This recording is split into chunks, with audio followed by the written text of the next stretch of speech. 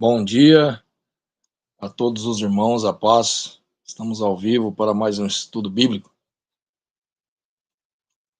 Hoje daremos sequência ao estudo do primeiro livro de Reis, a partir do capítulo 6 até o capítulo 8. Deixa eu ver. Aparentemente está tudo ok. Maravilha. Então, aquele recadinho de sempre. Deixa o like ou deixa o seu dislike, se for do seu agrado, se o estudo não agradá-lo. Mas se o estudo agradá-lo, o que eu acho difícil de não agradar, né? A gente está se tratando da palavra. Beleza, filho. Obrigado. Positivo. Então compartilhe, tá? Compartilhe, ajude aí a divulgar o estudo, a palavra do Pai, ok? Então, sem mais delongas, aqui o nosso objetivo é apenas a palavra, né? Os falatórios, as propagandas, os patrocínios, né? Aqui não tem. Aqui a gente não mistura palavra com dinheiro, então a gente vai direto ao ponto, ok? Não tenho que agradar ninguém, que eu não cobro para transferir a palavra e não misturo ela com coisas profanas desse mundo, tá? Assim como mostra aí nessa passagem que está aí rolando na sua tela. 1 de Reis, capítulo 6, versículo 1 diz assim: E sucedeu no 480º ano, depois dos filhos de Israel terem saído da terra do Egito, no quarto ano do reinado de Salomão sobre Israel, no mês de Ziv, o qual é o segundo mês, que ele começou a construir a casa do Eterno. E a casa que o rei Salomão construiu para o Senhor, o seu comprimento era de 60 côvados e a sua largura de 20 côvados, e a sua altura de 30 côvados. E o pórtico diante do templo da casa, 20 côvados, e o seu comprimento segundo a largura da casa. E 10 côvados era a sua largura diante da casa. Aqui a gente percebe que os pormenores, né, os detalhes da construção a gente vai ver nesse capítulo. E para a casa ele fez janelas de luzes estreitas e construiu câmaras junto ao muro da casa. Contra as paredes da casa em redor, tanto do templo, né, como do oráculo.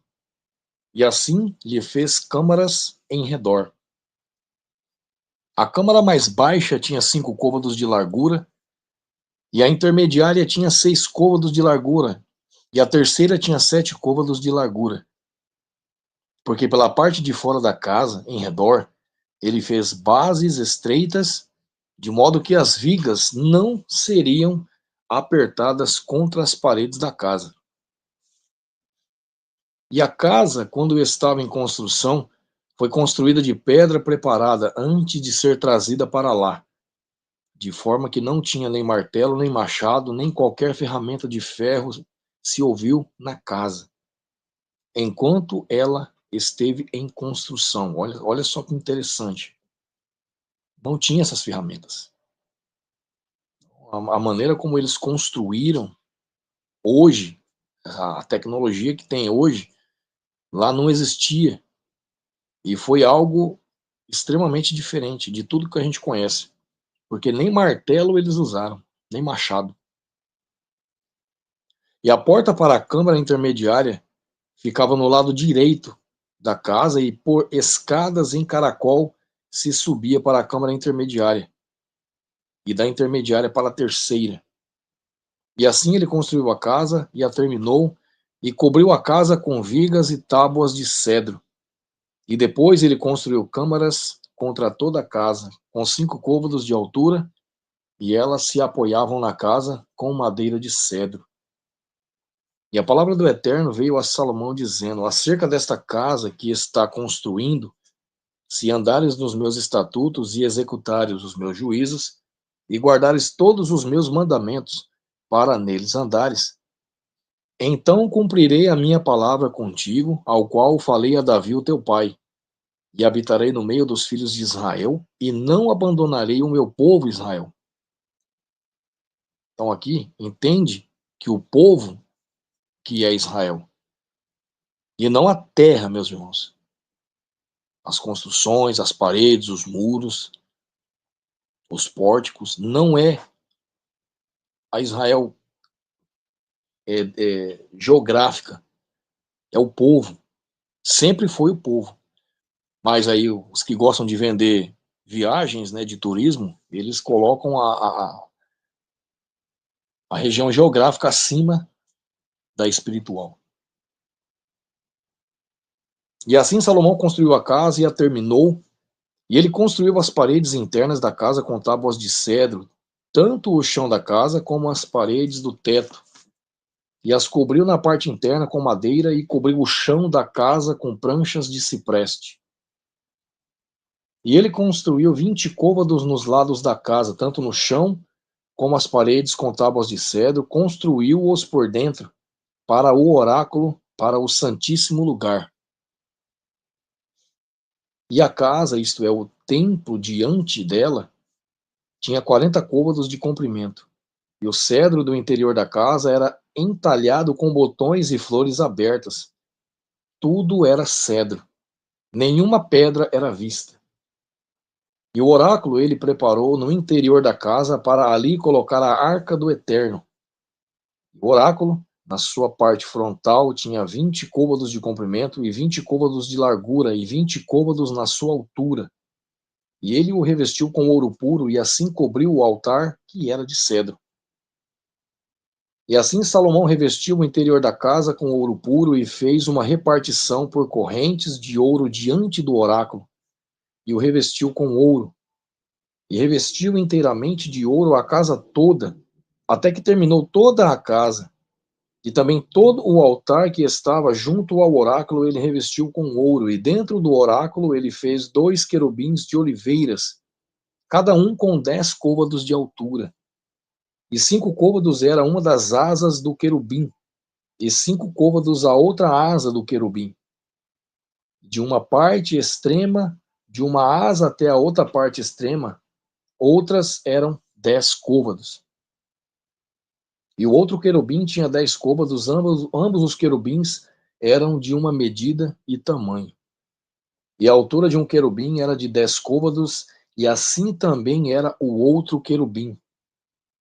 E ele pôs os querubins dentro da casa mais interna, e estenderam as asas dos querubins, de modo que a asa de um tocava uma parede, e a asa do outro querubim tocava a outra parede. Então era imenso. E as asas tocavam-se entre si no meio da asa. E ele revestiu os querubins com ouro, e entalhou todas as paredes da casa em redor com figuras de querubins e palmeiras e flores abertas, por dentro e por fora. E o chão da casa ele revestiu com ouro, por dentro e por fora. E para a entrada do oráculo ele fez portas de oliveiras e verga, e os ombreiros eram uma quinta parte da parede. E as 2 portas também eram de oliveira, e ele entalhou sobre elas entalhes de querubins e palmeiras e de flores abertas, e os revestiu com ouro, e espalhou ouro sobre os querubins e sobre as palmeiras. E assim ele fez também ombreiras para a porta do templo de oliveira, da 4ª parte da parede. E as 2 portas eram de cipreste, e as 2 folhas de uma porta eram dobradiças, e as 2 folhas da outra porta eram dobráveis. E ele entalhou sobre elas querubins e palmeiras e flores abertas, e as cobriu com ouro ajustado sobre a obra entalhada. E ele construiu o pátio interno com 3 fileiras de pedras talhadas, e uma fileira de vigas de cedro. E no 4º ano foi a fundação da casa do Senhor lançada, no mês de Ziv, e no 11º ano, no mês de Bul, o qual é o 8º mês, foi terminado a casa em todas as suas partes, e de acordo com toda a sua forma. Assim esteve ele 7 anos na sua construção.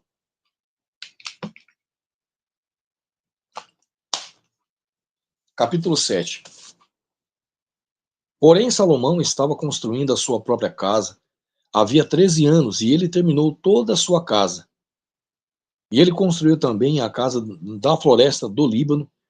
O seu comprimento era de 100 côvados, e a sua largura de 50 côvados, e a sua altura de 30 côvados, sobre 4 fileiras de pilares de cedro, com vigas de cedro sobre os pilares. E ela foi coberta com cedro acima das vigas, que se assentam sobre 45 pilares, 15 em uma fileira. E havia janelas em 3 fileiras, e luz estava contra luz em 3 fileiras, e todas as portas e postes eram quadrados, como as janelas, e luz estava contra luz em 3 fileiras. E ele fez um pórtico de pilares, o seu comprimento era de 50 côvados, e a sua largura de 30 côvados, e o pórtico estava diante deles, e os outros pilares e a viga grossa estavam diante deles. E então ele fez um pórtico para o trono, onde poderia julgar o pórtico do juízo, e cobriu com cedro de um lado do chão até o outro.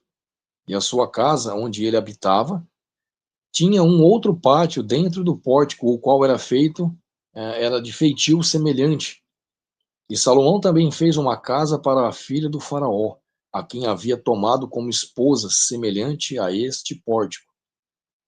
E todos estes eram de pedras caras, segundo as medidas de pedras talhadas, serradas com serras, por dentro e por fora, desde a fundação até a cumeeira, e assim na parte externa em direção ao grande pátio, e a fundação era de 10 pedras caras, pedras grandes, pedras de 10 côvados e pedras de 8 côvados. E na parte superior estavam pedras caras, segundo as medidas das pedras talhadas e cedros. E o grande pátio ao redor era de 3 fileiras de pedras talhadas e uma fileira de vigas de cedro, tanto no pátio interno como na casa do Senhor, como no pórtico da casa.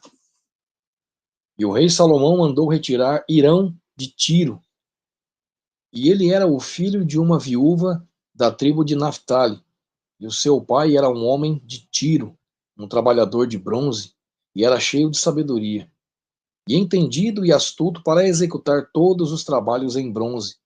E ele veio até o rei Salomão e executou todo o seu trabalho. Portanto, ele fundiu 2 pilares de bronze de 18 côvados de altura por peça, e uma linha de 12 côvados envolvia a ambos. E ele fez 2 capitéis de bronze derretido para serem postos no alto dos pilares. A altura de um capitel era de 5 côvados e a altura do outro capitel era de 5 côvados. E redes de trabalho trançado e redes em forma de correntes para os capitéis que estavam no alto dos pilares, 7 para um capitel e 7 para o outro capitel. E ele fez os pilares e 2 fileiras ao redor sobre uma rede, para cobrir os capitéis que estavam no alto, com romãs, e assim fez para o outro capitel. E os capitéis que estavam no alto dos pilares eram lírios, trabalhados no pórtico, 4 côvados. E os capitéis sobre os 2 pilares também tinham romãs no alto, em cima do bojo que estava junto à rede, e as romãs eram 200, em fileiras em redor sobre o outro capitel. E ele levantou os pilares do pórtico do templo, e levantou o pilar da direita e chamou-a de Jaquim, e levantou o pilar esquerdo e o chamou de Boaz. E aqui a gente vê de onde que a maçonaria tirou aqueles 2 pilares centrais dos seus templos. É exatamente daqui, meus irmãos. Pode dar uma pesquisada e reparar bem. Os 2 pilares lá se chamam Jaquim Boaz, em referência, né, em homenagem a esse Jaquim Boaz aqui, desses 2 pilares. E ele fez um mar derretido, perdão, 22. E no alto dos pilares havia lírios trabalhados, e assim foi terminada a obra dos pilares. E ele fez um mar derretido, 10 côvados de uma borda até a outra, e ele era todo redondo, e a sua altura era de 5 côvados, e uma linha de 30 côvados o envolvia em redor. E debaixo de sua borda, em redor, havia botões que o envolviam, 10 por côvado, envolvendo o mar ao seu redor, os botões foram fundidos em 2 fileiras quando ele foi fundido. E ele se posicionava sobre 12 bois, 3 olhando para o norte, 3 olhando para o oeste, e 3 olhando para o sul, e 3 olhando para o leste. E o mar foi posto no alto sobre eles, e todas as suas partes traseiras estavam para dentro. Ele tinha 1 palmo de espessura, e a sua borda foi confeccionada como a borda de uma taça, com flores de lírios, e ela continha 2.000 batos. E ele fez 10 bases de bronze, 4 côvados era o comprimento de uma base, e 4 côvados a sua largura, e 3 côvados a sua altura. E a obra das bases era desta forma: elas tinham bordas, e as bordas ficavam entre os ressaltos. Então, irmãos, eu não vou ficar aqui falando a questão das medidas. O irmão dá uma pesquisada, tá? Essas medidas aqui, esses nomes, porque é algo que não tem muita relevância, a não ser se o irmão quiser obter os dados, né? Então, cada côvado, o côvado comum daquela época era em média de 46 centímetros, tá ok? Uns colocavam 50, né? Mas a grande maioria, o côvado comum naquela época era 46 centímetros, tá ok? Aí o irmão pega aí a referência, joga ali, faz a calculadora ali, o irmão vai ter uma base, né? A profundidade, a proporção, né? De cada cômodo. Continuando, versículo 29. E nas bordas que ficavam entre os ressaltos eram leões, bois e querubins, e sobre os ressaltos havia uma base acima. E debaixo dos leões e dos bois havia certos acréscimos feitos de material fino. E cada base tinha 4 rodas de bronze e chapas de bronze, e os seus 4 cantos tinham suportes por baixo.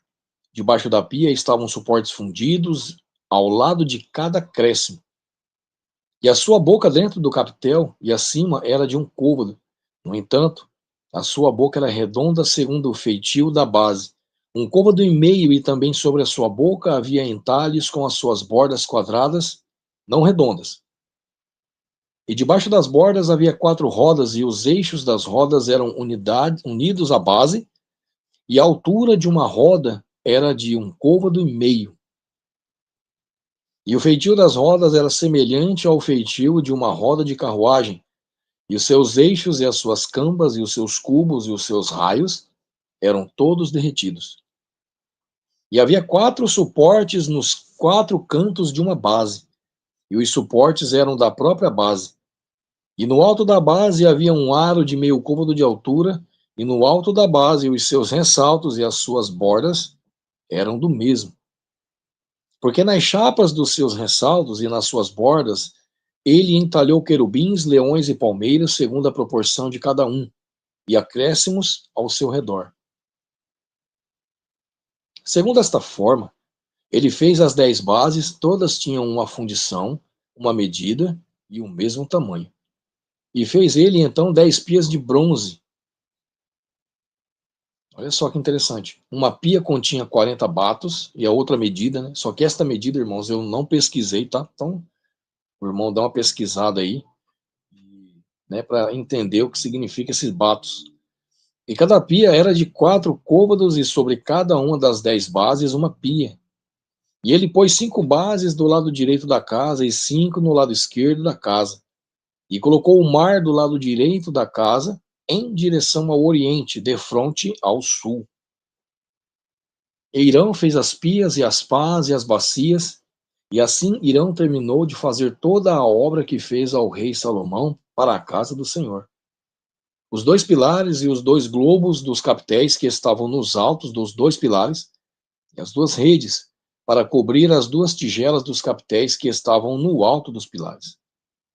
E 400 romãs para as 2 redes, a saber, 2 fileiras de romãs para uma rede, para cobrir as 2 tigelas dos capitéis que estavam sobre os pilares. E as 10 bases e as 10 pias sobre as bases, e o mar, e 12 bois debaixo do mar. E as panelas, e as pás, e as bacias, e todos aqueles vasos aos quais Irão fez para o rei Salomão, para a casa do Senhor, eram de bronze lustroso. Na planície do Jordão, o rei os fundiu no solo argiloso, ele entre Sucote e Zaretã. E Salomão deixou de pesar todos os vasos, porque eles eram muitíssimos. Tampouco o peso do bronze foi conhecido.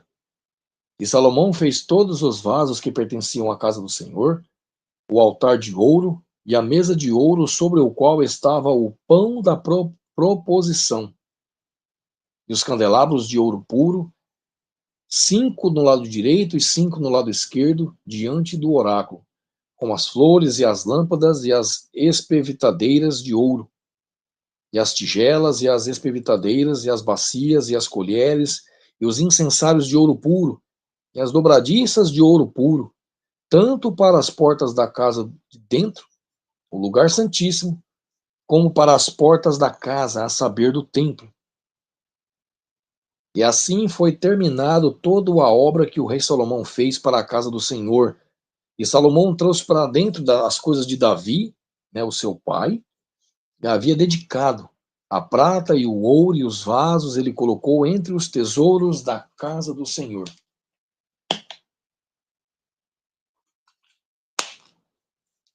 E aqui a gente vê muito oráculo, né, irmãos? Essa palavra, ela foi mal traduzida, tá? Quando a gente vê oráculo aqui sendo citado, significa ali o santuário, ok? Capítulo 8 diz assim: E então Salomão reuniu os anciãos de Israel e todas as cabeças das tribos, os chefes dos pais dos filhos de Israel diante do rei Salomão em Jerusalém, para que pudessem fazer subir a arca do pacto da cidade de Davi, que é Sião. E todos os homens de Israel se reuniram diante do rei Salomão na festa do mês de Etanim, que é o 7º mês. E vieram todos os anciãos de Israel, e os sacerdotes ergueram a arca, e trouxeram a arca do Eterno e o tabernáculo da congregação. E todos os vasos santos que estavam no tabernáculo, assim os trouxeram para cima, os sacerdotes e os levitas. E o rei Salomão e toda a congregação de Israel que estavam reunidos com ele, estiveram diante da arca sacrificando ovelhas e bois que não podiam ser contados ou enumerados por causa da sua multidão, quer dizer, eram muitos. E os sacerdotes trouxeram a arca do pacto do Senhor até o seu lugar, dentro do santuário da casa, ao lugar santíssimo, bem debaixo das asas dos querubins. Um bato ou baf ou bar, cerca de 22 litros a 23 litros. Alguns estudiosos estimam entre 20 a 24 litros, dependendo da fonte. Ah, ok, filha, muito obrigado. Muito obrigado. Então, esse bato era para medir a quantidade de litros d'água. Maravilha, obrigado. Isso que é suporte, meus amigos. Então, vamos lá. E os sacerdotes trouxeram a arca do pacto, né? Do Senhor até o seu lugar, dentro do oráculo, né, o santuário da casa, ao lugar santíssimo, debaixo das asas dos querubins. Porquanto os querubins estendiam as suas asas sobre o lugar da arca, e os querubins cobriam a arca com as suas hastes pelo alto. E eles removeram as hastes de forma que as extremidades das hastes eram vistas fora, no lugar santo, na frente do santuário. E não eram vistas na parte de fora. E ali estão até este dia. E não havia nada na arca, salvo as 2 tábuas de pedra, aos quais Moisés ali colocou em Horebe, quando o Senhor fez um pacto com os filhos de Israel, quando eles saíram da terra do Egito. E sucedeu quando os sacerdotes haviam saído do lugar santo, que a nuvem encheu a casa do Senhor, de tal modo que os sacerdotes não conseguiam ficar de pé para ministrar por causa da nuvem, porque a glória do Eterno havia enchido a casa do Senhor. Unidade de medida para líquidos, como vinho, azeite ou água. Exatamente, filho. Exatamente. E então então falou Salomão: o Senhor disse que habitará na profunda escuridão. Seguramente edifiquei para ti uma casa para nela habitares, um lugar firme para habitares eternamente. E o rei virou a sua face e abençoou toda a congregação de Israel, e toda a congregação de Israel se pôs de pé e disse: Bendito seja o Eterno de Israel, o qual falou com a sua boca a Davi, o meu pai, e pela sua mão o cumpriu, dizendo: Desde o dia em que retirei o meu povo Israel, e não a minha terra geográfica Israel, o meu povo, do Egito, não escolhi cidade alguma de todas as tribos de Israel para edificar uma casa, a fim de que o meu nome pudesse nela estar, mas escolhi Davi para estar sobre o meu povo Israel. O meu povo Israel. Compreenderam, irmãos? Então, quando o seu pastor falar aí a terra geográfica Israel, que é santa, ele está te enganando, porque o povo é Israel. As pessoas que professam a fé no Criador, em Yeshua, ok? E estava no coração de Davi, o meu pai, edificar uma casa para o nome do Senhor Israel, Deus de Israel. E o Senhor disse a Davi, o meu pai, porquanto estava no seu coração edificar uma casa para o meu nome, e fizeste bem ao teres isto no teu coração. Todavia, não edificarás a casa, mas o teu filho que sairá dos teus lombos. Por que que ele não pôde? A gente viu lá atrás, porque ele tinha muito sangue nas mãos, né? Ele era guerreiro. E o Eterno cumpriu a sua palavra que falou, e me levantei no lugar de Davi, o meu pai, e me assentei no trono de Israel, como o Senhor prometeu, e edifiquei uma casa para o nome do Senhor, Adonai de Israel. E pus ali um lugar para a arca, no qual está o pacto do Todo-Poderoso, o qual ele fez com os nossos pais, quando os retirou da terra do Egito. E Salomão se pôs de pé diante do altar do Eterno, na presença de toda a congregação de Israel, e estendeu as suas mãos em direção ao céu. E ele disse: Eterno, Adonai de Israel, não há Adonai como tu, não há Deus como tu, no céu acima nem na terra abaixo, que guarda o pacto e a misericórdia para com os teus servos que andam diante de ti com todo o seu coração, que tem guardado o teu servo Davi, o meu pai, como lhe prometeste. Tu falaste também com a tua boca e com a tua mão o cumpriste, como é neste dia. Portanto, agora, Eterno, Deus de Israel, guarda o teu servo Davi, o meu pai, como lhe prometeste, dizendo: Não te faltará um homem no trono de Israel, de modo que os teus filhos atentem ao seu caminho, que andem diante de mim como tu tens caminhado diante de mim. Então perceba que isso iria acontecer se eles andassem nos caminhos, nos estatutos, cumprissem os mandamentos e os juízos e as leis do Todo-Poderoso, meus irmãos. Se eles se desviassem, isso não aconteceria, ok? É como nos dias de hoje, se você anda no caminho reto, o Pai, ele te proverá tudo, te protegerá, te dará paz de espírito, ok? Agora, se você andar errado, não vá achar que você vai conseguir, ok? Às vezes você consegue pela misericórdia do Todo-Poderoso, não porque você está merecendo. E agora, ó Adonai de Israel, rogo-te, cumpra-se a tua palavra que falaste a teu servo Davi, meu pai. Todavia, habitará verdadeiramente Adonai na terra? Eis que o céu é o céu dos céus, não conseguem te conter, tanto menos esta casa que eu tenho edificado.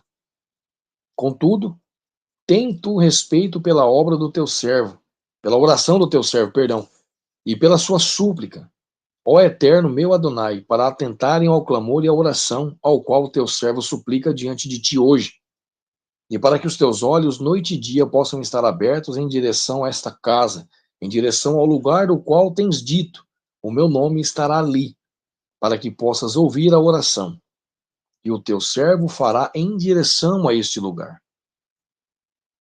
E ouve a súplica do teu servo e do teu povo Israel, quando eles orarem em direção a este lugar, e ouve tu no céu o teu lugar de habitação, e quando ouvires, perdoa. Se qualquer homem transgredir contra o seu próximo, e lançado um juramento sobre ele para fazer com que ele blasfeme, e o juramento chegar diante do teu altar nesta casa, ouve do céu, move-te e julga os teus servos, condenando ao ímpio, para fazeres recair o seu proceder sobre sua cabeça, e justificando ao justo para lhes retribuirdes segundo a sua justiça. Quando o teu povo Israel for abatido diante do inimigo, por terem pecado contra ti, e retornar a ti e confessar o teu nome, e orar e fizer súplica a ti nesta casa. Então ouve tu no céu e perdoa o pecado do teu povo Israel, e traz-lhe de volta para a terra que tu deste aos seus pais. E quando o céu estiver recolhido, e não houver chuva por terem pecado, e olha aqui um dado muito interessante, para você que não entende, muitas das vezes, inclusive em alguns estudos, algumas oportunidades lá atrás, eu até comentei sobre isso, e aqui é a passagem onde mostra, né, a falta da chuva.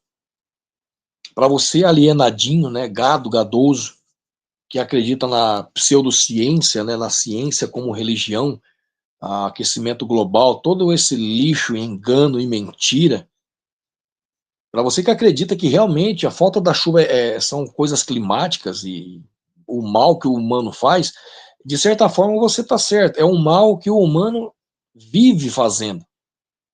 O seu pecado, o pecado nosso, as nossas transgressões, tudo isso, o Criador, ele nos dá punições. Ele deixa de mandar uma chuva, por exemplo, por causa dos nossos pecados, porque nós não merecemos essa bênção, porque a chuva é vida, é bênção. É só você reparar na sua grama, como ela fica verdinha depois que chove, e como ela não fica verde quando você joga água contaminada de cloro que sai da sua torneira.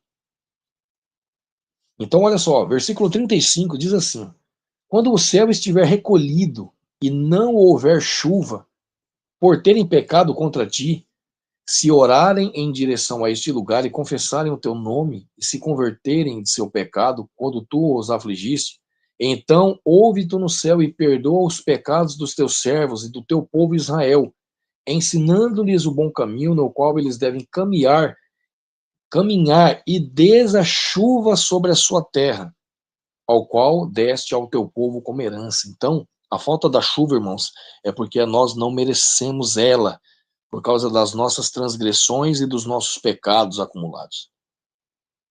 É simplesmente por esse motivo que muitas das vezes não vem chuva sobre nós, ok? Não é por causa do aquecimento global, não, porque isso é outro engano, é outra mentira, ok? Se houver na terra fome, se houver peste, crestamento, mofo, locusta, ou se houver lagarta, se o seu inimigo o cercar na terra, das suas cidades, qualquer praga, qualquer enfermidade que houver, qualquer forma de oração e súplica que for feita por qualquer homem ou por todo o teu povo Israel, cada homem que conhecer a praga do seu próprio coração e estender as suas mãos em direção a esta casa, então ouve tu no céu o teu lugar de habitação e perdoa e faz e conceda a cada homem cujo coração conheces, conforme os seus caminhos, pois tu, somente tu, conheces os caminhos. Então aqui ele conhece sim, irmãos, o nosso coração, tá? Eu já vi aí irmãos falando besteira com relação a isso, e é errado a gente falar isso, que o Criador conhece o nosso coração. Ele conhece o nosso coração, ele sabe das nossas vontades, dos nossos erros, tá? Ele conhece, a palavra está falando. Mas pessoas falam asneiras, né, na internet, já não fazem, já não propagam a palavra, e ainda citam coisas que vai ao contrário do que está nela, para justificar algo. Então, se você está errando, mas você está se esforçando, está tentando, Deus conhece o teu coração, Ele sabe que você está tentando. Continue, persevere, ok? Então, pois tu, somente tu, conheces os corações de todos os filhos dos homens, para que eles possam te temer todos os dias em que viverem na terra, como que tu deste aos nossos pais.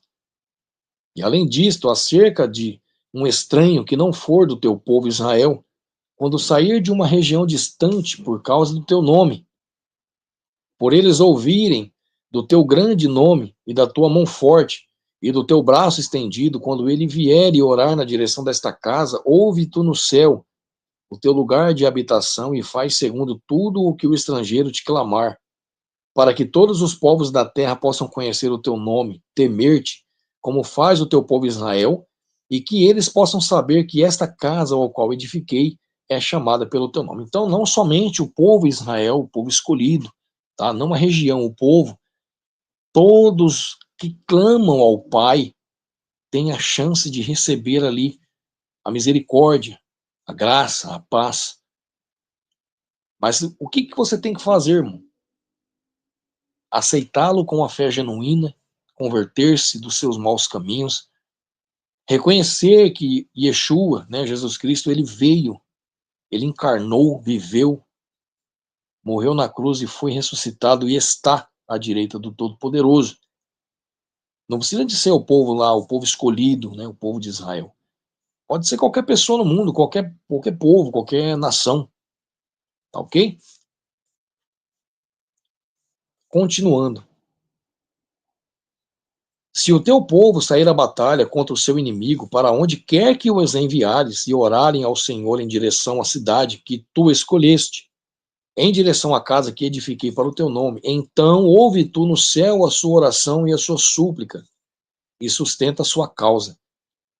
Se eles pecarem contra ti, pois não há homem que não peque, e tu estiveres irado com eles, e os entregares ao inimigo, de modo que estes os levem cativos para a terra do inimigo, longe ou perto, se na terra para onde forem levados cativos eles tornarem em si e se arrependerem e fizerem súplica a ti na terra daqueles que os levaram cativos, dizendo: temos pecado e temos agido perversamente, temos cometido iniquidade, e assim retornarem a ti com todo o teu coração e com toda a sua alma, na terra dos seus inimigos, o qual os levou cativos, e orarem a ti em direção à sua terra, ao qual destes aos seus pais, a cidade que tu escolheste e a casa que edifiquei para o teu nome, então ouve tu a sua oração e a sua súplica no céu, o teu lugar de habitação, e sustenta a sua causa. E perdoa o teu povo que pecou contra ti, e todas as transgressões com as quais eles transgrediram contra ti, e dar-lhes compaixão diante daqueles que os levaram cativos, para os que possam ter compaixão deles. Porque o irmão percebe que não existe um homem santo. Todos somos pecadores, a palavra está mostrando. Porque eles são o teu povo e a tua herança, que tiraste do Egito, do meio da fornalha de ferro, para que os teus olhos possam estar abertos à súplica do teu povo, e à súplica do teu povo Israel, para atentares a ele em tudo que a ti clamarem. Porque tu os separaste dentre todos os povos da terra, para serem a tua herança, como falaste pela mão de Moisés, o teu servo, quando retiraste os nossos pais do Egito, ó Adonai.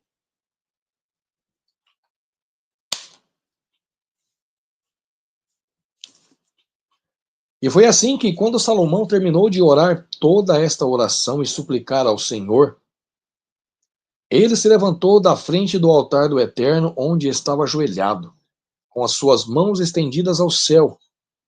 E ele se pôs de pé e abençoou toda a congregação de Israel em voz alta, dizendo: bendito seja o Eterno que tem dado descanso para o seu povo Israel, segundo tudo o que prometeu, e não tem falhado nenhuma palavra de toda a sua boa promessa, ao qual ele prometeu pelas mãos de Moisés, o seu servo.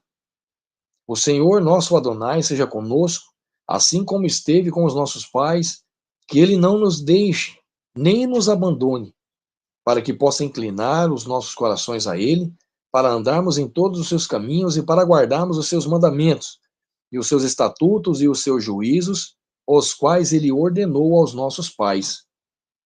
E que estas minhas palavras, com as quais fiz súplica diante do Eterno, estejam próximas do Eterno, nosso Adonai, dia e noite. Que ele sustente a causa do seu servo e a causa do seu povo, Israel, em todos os tempos, de acordo com o que precisarem. Que todo o povo da terra possa saber que o eterno Adonai é que não há nenhum outro, que ele é o eterno, né? Yahuwah Tsevaot, o nosso Criador. Que o vosso coração, portanto, seja perfeito diante do eterno, nosso Adonai, para andares nos teus estatutos e para guardar os seus mandamentos, como neste dia. E o rei, e com ele todo o Israel, ofereceu sacrifícios diante do Todo-Poderoso. E Salomão ofereceu um sacrifício de ofertas de paz, o qual ele ofereceu ao Senhor 22.000 bois e 120.000 ovelhas. Olha quão grandioso era, meus irmãos. Assim o rei e todos os filhos de Israel dedicaram a casa do Eterno. No mesmo dia, o rei consagrou o meio do pátio que havia diante da casa do Eterno, porquanto ali ele ofereceu ofertas queimadas e ofertas de alimento e a gordura das ofertas de paz, porque o altar de bronze que estava diante do Eterno era demasiadamente pequeno para receber as ofertas queimadas e as ofertas de alimento e a gordura das ofertas de paz. E naquele tempo, Salomão fez uma festa e com ele todo o Israel, uma grande congregação, desde a entrada de Ramate até o rio do Egito, diante do Eterno, nosso Adonai, por 7 dias, e mais 7 dias, a saber, 14 dias. E no 8º dia, ele despediu o povo. Ele despediu o povo e eles bendisseram ao rei. E foram até as suas tendas alegres e contentes de coração por toda a bondade que o Eterno havia feito a Davi, o seu servo, e a Israel, o seu povo. Então é isso, meus irmãos, o estudo de hoje. Finalizamos aqui, capítulo 8. Na semana que vem daremos sequência, né? A partir do capítulo 9, tá? Peço que os irmãos compartilhem aí o estudo com o máximo de pessoas possíveis e esparrame a palavra. Ajude a gente a divulgar aí os estudos bíblicos, ok? O primeiro sacrifício que Salomão fez a Adonai, ele ofereceu 1.000. Agora vemos o quanto Deus multiplicou o que Salomão tinha. Exatamente. É exatamente isso, filho. Tudo aumentou, né, de proporção. De acordo com que a gente vai se entregando, se fortalecendo no caminho, buscando e sendo fiel, ele vai lhe dando sempre mais e mais. Não riquezas, né, irmãos? A gente sabe que o Todo-Poderoso não quer riqueza. Ele é dono de tudo. E ele não vai te dar ouro e prata, mas ele vai te dar uma situação muito melhor na sua vida. Saúde, paz, tá? Você vai continuar empregado, porque ele vai te fortalecer o corpo, tá? Sua mente. Então é isso. Tenham todos um excelente domingo, tá? Que o Pai habite no seu lar, na sua vida, na sua família, no seu trabalho. Compartilhe, tá, irmãos? Compartilhe esse estudo. Ajude a divulgar aí a palavra do Todo-Poderoso. Um abraço, fiquem todos na paz e até o próximo estudo.